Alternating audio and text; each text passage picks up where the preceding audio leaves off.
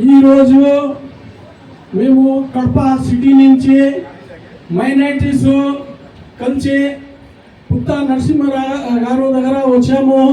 ఎందుకు వచ్చినామంటే మేము తెలుగుదేశం ఎప్పుడో అయితే తెలుగుదేశం స్టార్ట్ అయింది అప్పుడు నుంచి తెలుగుదేశంలో కార్యకర్తగా పనిచేస్తూ ఉన్నాము.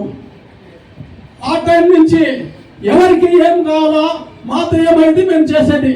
కానీ ఇప్పుడు మన కడపలో మైనారిటీస్కి న్యాయం ఏం జరగడం లేదు. అందుకే మేము వచ్చి మా అంతా ఎవరైతే మైనారిటీస్లో ఉన్నారో కొంతమంది కలిసి మాట్లాడేసి మనకు న్యాయము ఎక్కడ మనం పోతే మనకు న్యాయం జరుగుతుంది, మనం ఎవరికి పట్టుకోవాలా, ఎవరితో మన పని అవుతుంది. ఇప్పుడు మనము ఇప్పుడు ఉండే ఎమ్మెల్యే వాళ్ళ దగ్గర పోతే పని జరగడం లేదు అని చెప్పి మాకు ఒక లీడర్ కావాలా.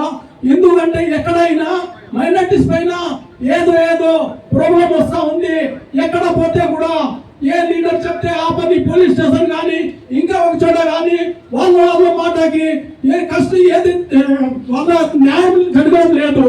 ఎక్కడ పోతే కూడా లీడర్ చెప్పే మాటకి కేసు చేయడము ఇది అంతా జరిగింది.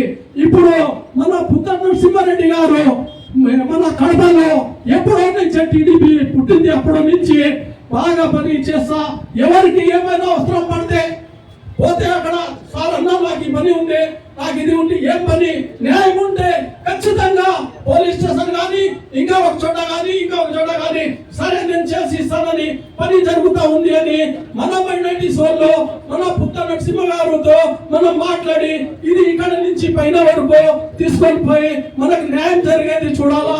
అందుకే మేము నరసింహారెడ్డి సార్ దగ్గర వచ్చినాము. మాకు ఏదైనా అవసరం ఉండేప్పుడు మీరు న్యాయం చేయాలి. మీరు ఇక్కడ నుంచి అక్కడ టీడీపీ చంద్రబాబు నాయుడు గారి దగ్గర మీరు మాట్లాడేసి మాకు అన్యాయం జరిగింది ఏంటి మీరు న్యాయం చేయాలా. ఎందుకు మేము ఎప్పుడైతే టీడీపీ పుట్టింది అప్పటి నుంచి కార్యకర్తగా చేస్తా ఉన్నాము. టీఎన్టీయూసీ ప్రెసిడెంట్ గా చేస్తున్నాము. 4 యూనియన్ ప్రెసిడెంట్ గా నేను కడపలో చేస్తున్నాను. ఇప్పుడు సైకిల్ ర్యాలీ కానీ ఇంకా ఒకటి కానీ మేము వందల మందితో కష్టపడ్డాము. ఈ రోజు మాకు ఎవరు పట్టించుకునే వాళ్ళు లేరు. అందుకే మేము వచ్చి ఈ రోజు మన అన్న దగ్గర నరసింహారెడ్డి అన్న దగ్గర వచ్చి మాకు మీ హెల్ప్ కావాలా, మాకు అవసరం పడుతుంది. మాకు మైనారిటీస్ లో కడపలో చూసే వాళ్ళు ఎవరు లేరు, ఎవరు పట్టించుకునే వాళ్ళు లేరు. అందుకే మీ దగ్గర వచ్చినాము. ఏదన్నా మాకు అన్యాయం జరిగితే మీరు మాకు సపోర్ట్ చేయాలా.